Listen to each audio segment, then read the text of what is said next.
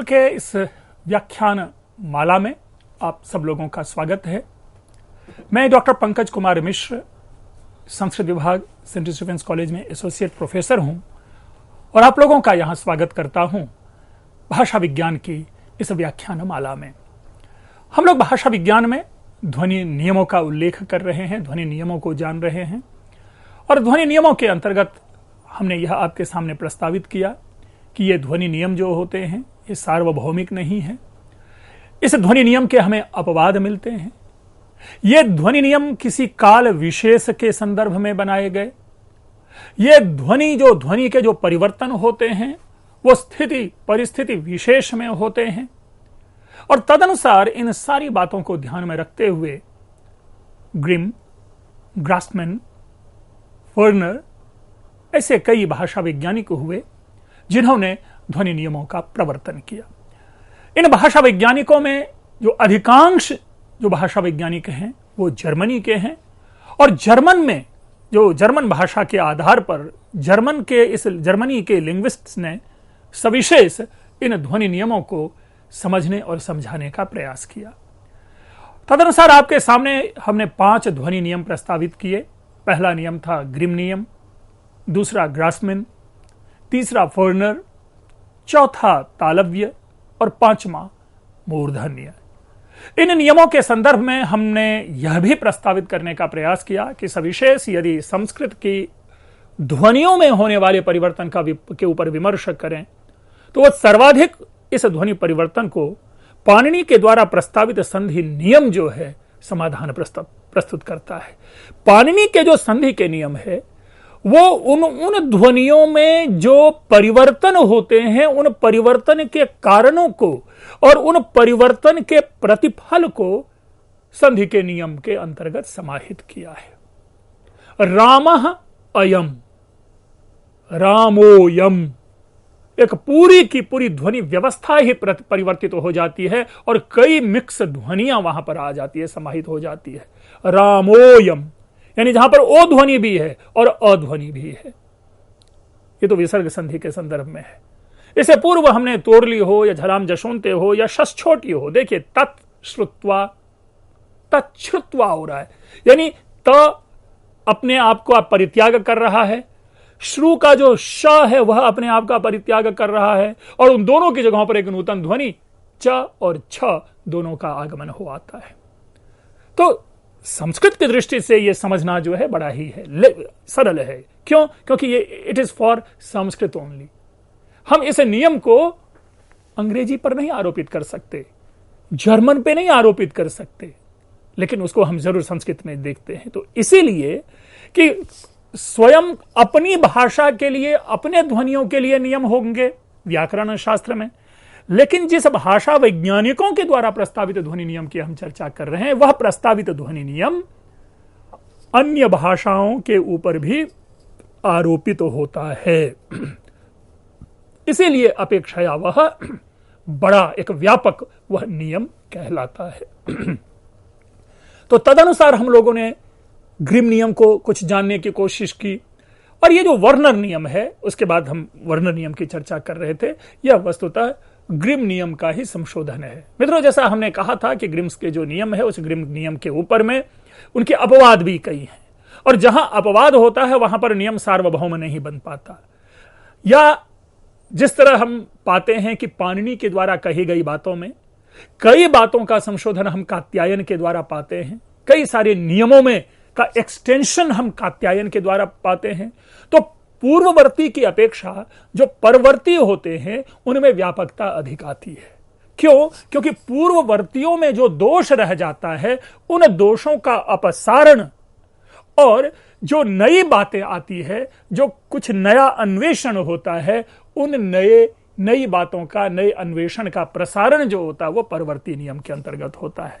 तो ग्रिम के नियम में जो न्यूनता रह गई थी या ग्रिम के नियम में जो बात छूट गई थी उनका संशोधन किया है वर्नर के ने, तो उसके लिए वो वर्नर नियम कहलाता है। उस संशोधित स्वरूप को वर्नर नाम से जाना जाता है।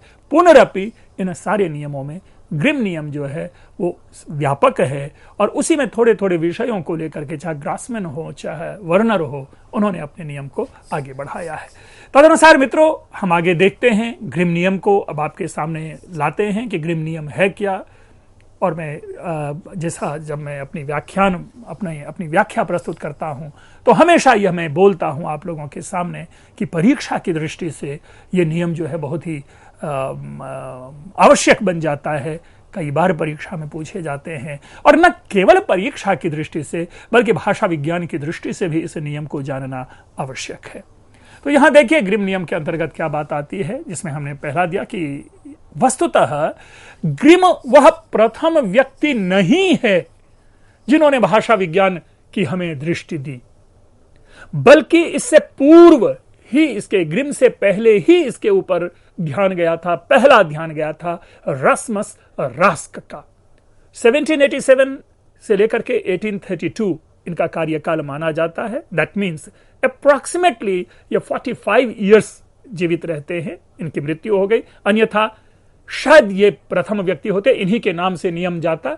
तो रास्मस रास्क ने क्या किया, इन्होंने सबसे पहले संस्कृत, अंग्रेजी, ग्रीक, लैटिन, गॉथिक, जर्मन आदि में ध्वनि साम्य उन्होंने पाया। अर्थात संस्कृत की कई ध्वनियां थी जो अंग्रेजी के निकट थी, ग्रीक के निकट थी, लैटिन भाषा के निकट थी, गॉथिक और ट्यूटोनिक यानी जर्मन भाषा, इस भाषा के निकट देखी जा रही थी।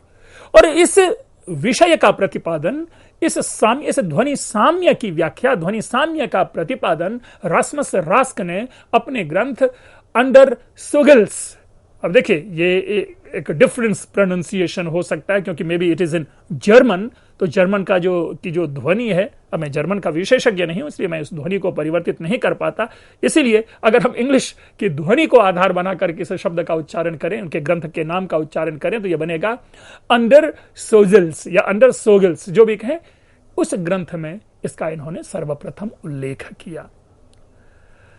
हालांकि इसके बाद ग्रिम की चर्चा आती है, लेकिन कई सारे ऐसे भाषा वैज्ञानिक हुए हैं जिन्होंने, प्रोफेसर ईरे इसका भी नाम लिया है कि जिन्होंने इसकी ओर हमारा इशारा किया। तो इसका श्रेय जो है, अर्थात ध्वनि में पाए जाने वाले साम्य की जो चर्चा है, उस साम्य के संदर्भ में हमें यह भी समझना चाहिए कि ये ईरे को भी श्रेय दिया जाना चाहिए।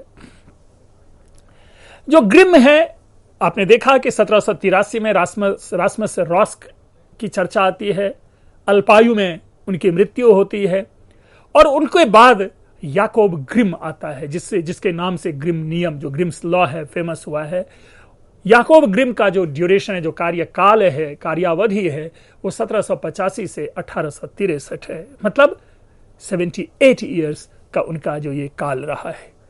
उन्होंने इस दौरान जर्मन व्याकरण ज्योट्से ग्रामेटिक में अपना एक आलेख प्रकाशित किया, जिसमें उन्होंने भाषा में ध्वनिगत साम्य जो है उनका तुलनात्मक विश्लेषण प्रस्तुत किया और तदनुसार गॉथिक वर्ग की भाषाओं तथा ग्रीक, लैटिन एवं संस्कृत की ध्वनियों में जो भेद है और उस भेद का कारण है या वो भेद कहां पर जाकर के कैसा वह भेद पाया जाता है, इनका इन्होंने वर्गीकरण किया और वही कालांतर में आकर के ग्रिम नियम के नाम से पाया जाता है, प्रस्तुत हुआ। सर्वश्रेय यानी इस नियम को जो ग्रिम नियम कहने का श्रेय जाता है वो मैक्स मुलर को जाता है। दूसरे शब्दों में मैक्स मुलर वो प्रथम व्यक्ति थे जिन्होंने इस नियम को ग्रिम नियम का नाम दिया। लेकिन जो ऑटो जेस्पर्सन है, ये भी एक भाषा वैज्ञानिक है, उन्होंने यह प्रस्ताव पारित किया कि नहीं, जिस नियम की हम चर्चा कर रहे हैं ना, उस नियम का नाम रास्क्स लॉ कहा जाना चाहिए। हम जिसे ग्रिम्स लॉ कहते हैं, ऑटो जेस्पर्सन ने उसको कहा कि no please give Rask law, the name of this law should be Rask's law.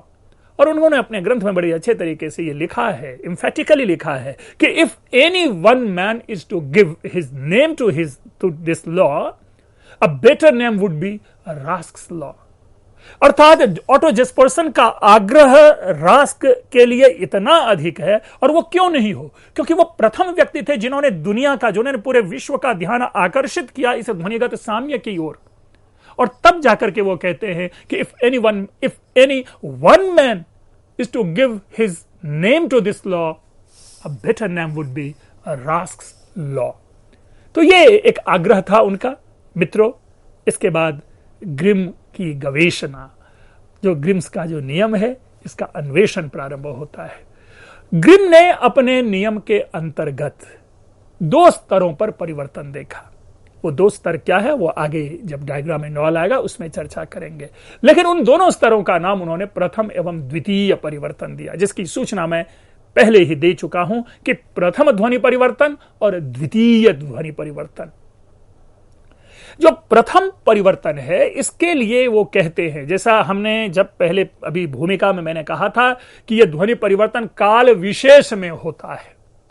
तो जो प्रथम परिवर्तन की जब वो व्याख्या करते हैं, जिसका नाम फर्स्ट साउंड शिफ्टिंग हम कहते हैं इंग्लिश में, प्रथम ध्वनि परिवर्तन, that means first sound shifting, यह ईसवी पूर्व 3वीं एवं 6वीं शताब्दी में, अर्थात ईसा पूर्व 300 से लेकर के ईसा पूर्व 6 जो 6वीं शताब्दी है, अर्थात 300 ईयर्स ईसा से, यानी आज से अगर देखें तो लगभग 2300-2400 वर्ष पहले इस ध्वनि परिवर्तन, यानी 2300 से लेकर के 2600 वर्ष आज से पहले के मध्य ये परिवर्तन पाए गए और उनको उन्होंने नाम दिया प्रथम परिवर्तन। मित्रों, ये जो इतिहास की व्याख्या है यह इदमित्थम नहीं होता, ये सदैव परहैप्स होता है, संभवतः, कदाचित।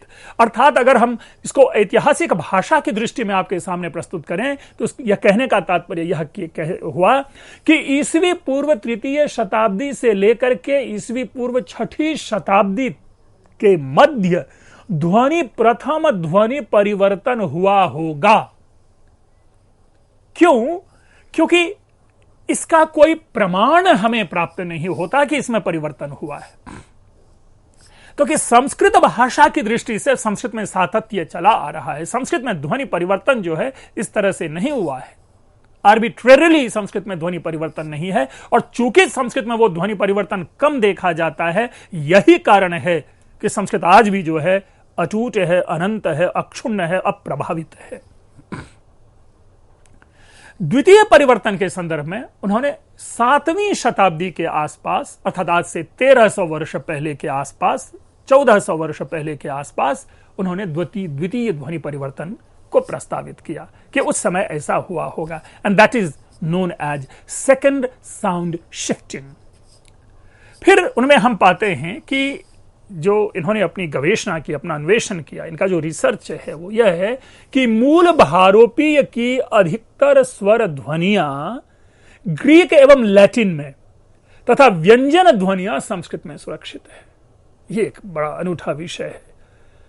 देखिए, मूल भारोपीय कहने से तात्पर्य यह है कि ग्रीक, लैटिन और संस्कृत से पूर्व कोई एक कॉमन भाषा रही होगी जो कि मूल भारोपीय भाषा हुई, और उन्हीं भारोपीय भाषा का विखंडन due to shifting, due to migration हम पाते हैं संस्कृत, ग्रीक और लैटिन में।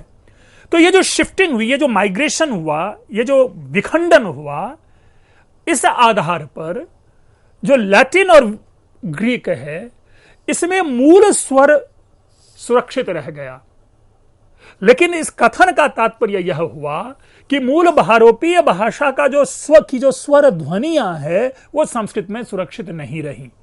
इसका यह मतलब नहीं कि सारी ध्वनियां संस्कृत से चली गई मूल भारोपीय की, कुछ रही, लेकिन सर्वाधिक सुरक्षित जो है वो ग्रीक और लैटिन में रही। इसी प्रकार जो मूल व्यंजन ध्वनियां थी उस समय की, वो संस्कृत में सुरक्षित रह गई। इसका तात्पर्य यह हुआ कि वो मूल व्यंजन ध्वनियां संस्कृत में तो सुरक्षित रही, लेकिन ग्रीक और लैटिन में अपने स्वरूप को परिवर्तित कर चुकी, अर्थात उसमें परिवर्तन पाया गया।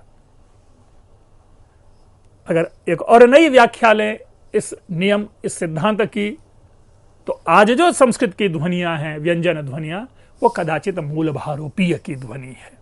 अस्तु, तो यह ग्रिम की कुछ गवेषणा थी, और तदनुसार जब हम इसकी व्याख्या करते हैं, जब इसको समझने का प्रयास करते हैं, तो ग्रिम के अनुसार प्रथम वर्ण परिवर्तन, जो कि वस्तुतः महत्वपूर्ण है, सर्वाधिक महत्वपूर्ण है, प्रागैतिहासिक काल में तब हुआ होगा जबकि इन भाषाओं का मूल भारोपीय से पृथक पृथक विकास प्रारंभ हो चुका होगा। अर्थात ये सारे की सारी भाषा विखंडित तो हो गई होगी, ये सारे लोग अलग अलग पॉकेट्स, अलग अलग वर्ग, अलग अलग देश, अलग अलग काल में समाहित हो चुके होंगे और नई ध्वनियां उभर कर आ रही होंगी। इसके अनुसार यह माना गया है, यानी इस ग्रिम्स लॉ के अनुसार यह माना गया है कि मूल भारोपीय की 9 व्यंजन ध्वनियां घ, ध, भ, जिसे हम घोष और महाप्राण कहते हैं, ग, द, ब, जिसे हम घोष और अल्प प्राण कहते हैं, तथा क, त, प, जिसे अघोष और अल्प प्राण कहते हैं, ये संस्कृत, ग्रीक, लैटिन आदि में तो उसी रूप में चलती रही, किंतु ट्यूटोनिक जर्मन वर्ग की भाषाओं में परिवर्तित हो गई। हमने जर्मन वर्ग के लिए अभी इससे पहले ट्यूटोनिक शब्द प्रयोग किया था, जब वहां पर हम संस्कृत, लैटिन, ग्रीक, अंग्रेजी और जर्मन की बात कर रहे थे, तो जर्मन के क्रम में हमने ट्यूटोनिक की चर्चा की थी। और ट्यूटोनिक की चर्चा करते समय जो ये है ना, ट्यूटोनिक जर्मन वर्ग की भाषाओं में यह परिवर्तित हो गई। तो ये है। अब आते हैं, अगर इसको आप व्यवस्थित रूप में देखने की कोशिश करें तो उसका व्यवस्थित रूप यह होता है कि ये जो मूल भारोपीय और जर्मन, जैसा भी हमने चर्चा की कि इससे पूर्व हमने ये चर्चा की कि संस्कृत, ग्रीक, लैटिन आदि की जो है उसकी उन्होंने ट्यूटोनिक से, यानी जर्मन वर्ग की जो भाषा है उससे उनका रिलेशन बनाने की कोशिश की, और तदनुसार उन्होंने यह नियम प्रस्तावित किया और इस परिवर्तन को एक व्यवस्था प्रदान की, इनको एक व्यवस्थित रूप प्रदान किया। और वो इस प्रकार, जो आप टेबल के माध्यम से समझ सकते थे कि जो उन 9 व्यंजन ध्वनियों में जो घोष और महाप्राण ध्वनि है, अर्थात घ, ध, भ, ये 3 व्यंजन ध्वनि है। घ यानी कवर्ग का चतुर्थ वर्ण, तवर्ग का चतुर्थ वर्ण ध, और पवर्ग का चतुर्थ वर्ण भ, वो ट्यूटोनिक में आकर के, जर्मन में आकर के घोष और अल्प प्राण में परिवर्तित हो जाती हैं। यानी घ के स्थान पर ग, ध के स्थान पर द और भ के स्थान पर ब ध्वनि बन जाती है। इसी प्रकार जो घोष अल्प प्राण, जो मूल भारोपीय घोष अल्प प्राण है, यानी ग, द, ब, वो जाकर के ट्यूटोनिक में, जर्मन में जाकर के अघोष और अल्प प्राण हो जाती है। अर्थात ग क में, द त में और ब प में परिवर्तित हो जाती है। और तीसरा जो चेंज है वह है अघोष और जो अल्प प्राण ध्वनि है, यानी जो मूल भारोपीय की व्यंजन ध्वनि में प्राप्त होने वाली क, त और प ध्वनियां हैं, वो ट्यूटोनिक में जाकर के घोष और महाप्राण ध्वनि में परिवर्तित हो जाती हैं। अर्थात क, ख, कहीं कहीं आप पाएंगे ह ब्रैकेट में, ख के ब्रैकेट में ह हलंत, त वह थ में, थ के भी ब्रैकेट में आप पाएंगे स, और प जो है वो फ में परिवर्तित हो गई। बड़े इजीली से आप समझ सकते हैं। अब एक क्षण के लिए घोष अल्प प्राण, घोष महाप्राण, घोष आदि इसको हटा करके अगर समझें तो घ जो है वो ग में, ध द में और भ ब में बदल जाती हैं। इसी क्रम में इन सारी ध्वनियों को हम समझते हैं, और ये एक कंपैरेटिव हम समझ सकते हैं कि ग्रिम ने नहीं कुछ तो कई शब्दों को अपने साथ रख करके उन्होंने विश्लेषण किया होगा, तुलनात्मक अध्ययन किया होगा कि कैसे यहां के शब्द वहां किस रूप में परिवर्तित हो रही है। जैसा हम उदाहरण आपके सामने प्रस्तुत करते रहे हैं, थ्री और थ्री का उदाहरण, तो यहां देखिए जो त है वो उधर जाकर के थ में परिवर्तित हो रहा है। यानी दूसरे शब्दों में जो अघोष अल्प प्राण संस्कृत का है वो इंग्लिश में घोष महाप्राण में परिवर्तित होके त्रि को थ्री बनाता है, त को थ बनाता है। हम इसको इस डायग्राम के माध्यम से समझते हैं। जिस नियम को अभी जान रहे हैं इसे प्रथम वर्ण परिवर्तन अर्थात फर्स्ट साउंड शिफ्टिंग कहा गया। और तदनुसार आप देख सकते हैं हमारा ध्यान त्रिभुज पे नहीं जानना चाहिए। ये त्रिभुज है उस पर यह ध्यान ना जाकर के हम केवल यह देखते हैं, एरो को समझने की कोशिश करते हैं। और वही एरो जो पीछे हमने इस डायग्राम से समझने की कोशिश जिसे हमने किया था, घ ध भ कैसे बदल रहे हैं, उसी को एक सरल ढंग से प्रस्तुत किया जा रहा है यहां पर कि अगर आप इधर से लेफ्ट हैंड साइड के ग द ब ध्वनि को लें तो ग द ध्वनि, जो ग द ब ध्वनि है वो क त प में बदल रही है, और जो क त प ध्वनि है वो ख थ प में बदल रही है, और ख थ प की जो ध्वनि है वो ग द ब की ध्वनि है। अब आपके मन में प्रश्न उत्पन्न होगा कि हम इसको किस भाषा की ध्वनि माने, क्योंकि हमने किसी भाषा का नाम नहीं लिखा यहां पर, ना तो हमने संस्कृत का नाम लिखा, ना ही हमने जर्मन का नाम लिखा, ये कोई भी भाषा हो सकती है। तो अपनी समझ के लिए हम किसी भी एंगल पे, 3 एंगल है, किसी भी एंगल पे अगर हम अपने फिंगर को पुट करें और वहां से शुरू करें तो भी आपको वो नियम जो है, अर्थात अगर क त प से हम लें तो क त प अगर संस्कृत का माने तो वो क त प जर्मन में जाकर के ख थ फ हो जाता है। अगर ख थ फ को हम संस्कृत माने तो वो जर्मन में जाकर के ग द ब हो जा रहा है, और अगर ग द ब को संस्कृत माने तो वो क त प हो रहा है। तो ये एक सामान्य जो था, इन्होंने ये सिद्धांत ग्रिम ने इसे हमारे सामने समझाने की कोशिश की, हमारे सामने प्रस्तावित करने का प्रयास किया। अब इस नियम को हम कुछ उदाहरणों के माध्यम से समझ लें, और ये उदाहरण बड़े ही इंटरेस्टिंग आपको एग्जाम्पल होंगे, और अगर आप देखें तो इसको आसानी से समझ पाएंगे। देखिए, हंस शब्द है भारोपीय संस्कृत का। एक क्षण के लिए हम हंस को घंस बोलें, क्षमा करेंगे मैं केवल समझा रहा हूं, हंस को आप घंस बोलें, घ कवर्ग का चतुर्थ वर्ण। वो ट्यूटोनिक में जाकर के, जर्मन में जाकर के क्या बन रहा है, गूज, गूज यानी हंस, अर्थात घ ग में परिवर्तित हो रहा है। इसी तरह घन, जो कि बादल को कहा जाता है, ठीक है ना, घन बादल, तो घन में घ है। यह अगर ट्यूटोनिक में आप जाकर के देखेंगे, जर्मन में जाकर के देखेंगे, मैंने पहले ही प्रस्तावित किया है कि ग्रिम ने अपने इस नियम में जो मूल भारोपीय शब्द लिया और उसको जर्मन के साथ उसकी तुलना की है। तो घ देखिए, इसमें ट्यूटोनिक में बादल के लिए गौजेप कहें या गौज कहें, यह शब्द बन रहा है। हमारे लिए पूरा गौज शब्द इंपॉर्टेंट नहीं है, हमें जी जो ग है, जो प्रोनाउंस हो रहा है, उसको समझिए कि घ यहां पर ग में परिवर्तित हो रहा है। बड़ा ही प्रमुख शब्द है विधवा, ठीक है।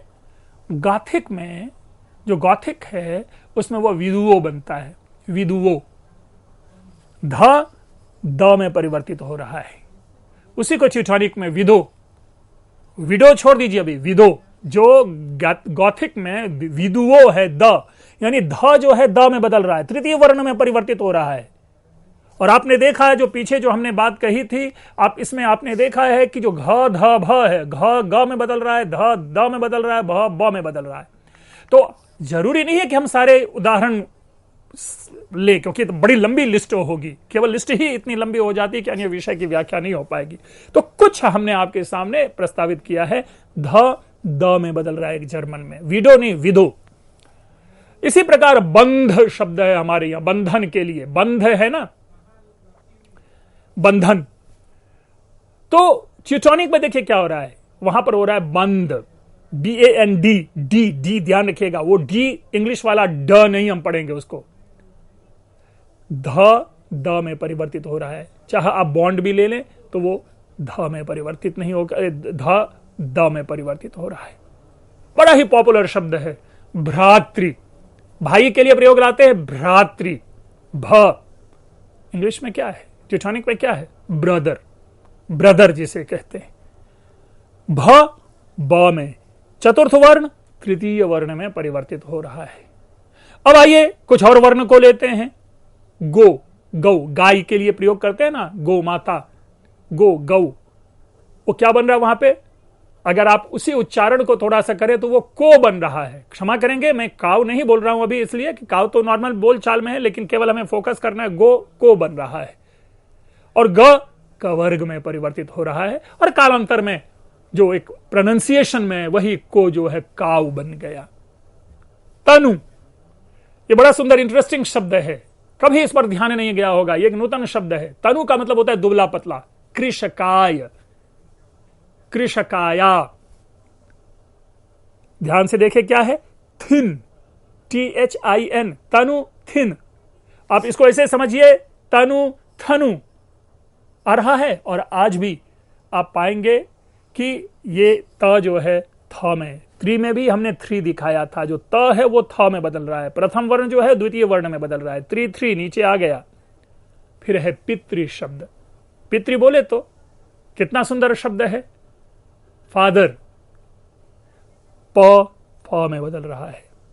अदरवाइज जो त्रि है वो ER हो रहा है, तो पितृ फाथर, तो थ में बदल रहा है, प फ में बदल रहा है। फादर अभी इंग्लिश का प्रोनाउंसिएशन छोड़ दीजिए, केवल फोकस करें तो ये फाथर हो रहा है, थ द बाद में बनेगा, लेकिन त थ में बदल रहा है यहां पर, और वही थ बाद में द में बदलेगा और फादर शब्द बनेगा। इसके बाद हमारे सामने है द्वितीय ध्वनि परिवर्तन, सेकेंड साउंड शिफ्टिंग। इस नियम का संबंध जर्मन वर्ग की ही उन दो शाखाओं से है जिन्हें हम उच्च और निम्न जर्मन कहते हैं।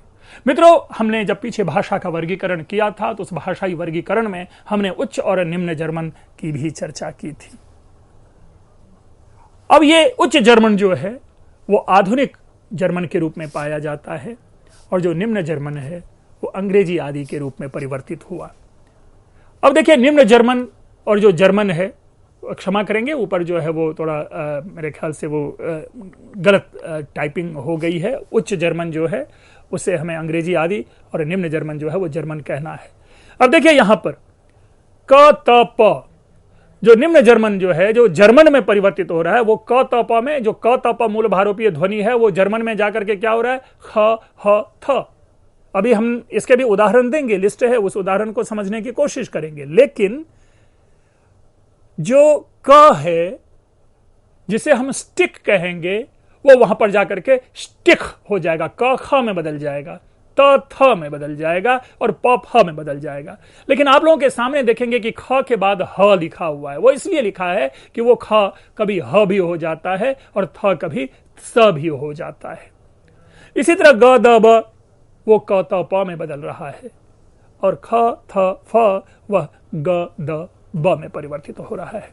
अगर इसके उदाहरण देखें तो आपके सामने निम्न जर्मन के उदाहरण हैं और उच्च जर्मन के उदाहरण हैं। क ख, बुक, वो वहां जाकर के बुक हो रहा है, बुक का जो क है वो बुक हो रहा है, मूल भारोपीय शब्द लीजिए निम्न जर्मन जो अंग्रेजी आदि है। योक, वो जाकर वहां पे जोक हो रहा है। स्पीच जो है वो स्प्राख हो रहा है, च नहीं बोला जाएगा जर्मन में, च जो जिसे हम इंग्लिश में च बोलते हैं वो वहां जाकर के ख बू हो जाता है। वाटर, वासेर हो रहा है, तो जो है उसको हमें समझना, वाटर जो है सॉरी वहां पर वाथर हो रहा है, टू वहां पे स्वे हो रहा है, और स्पीच जो है वो सेन हो रहा है। तो ये जो चीजें हैं हमें उसको समझना है। इन उदाहरणों को मैं लेकर के पुनः आपके सामने उपस्थित होऊंगा। आज हम विराम लेते हैं। आप लोगों ने ध्यान से सुना, आपकी प्रतिक्रिया की सदैव प्रतीक्षा रहती है। आप इसे सुनाएं, प्रतिक्रिया दें, और पुनः उस प्रतिक्रिया का उत्तर लेकर के मैं आपके सामने आऊंगा। आप लोगों का बहुत बहुत धन्यवाद।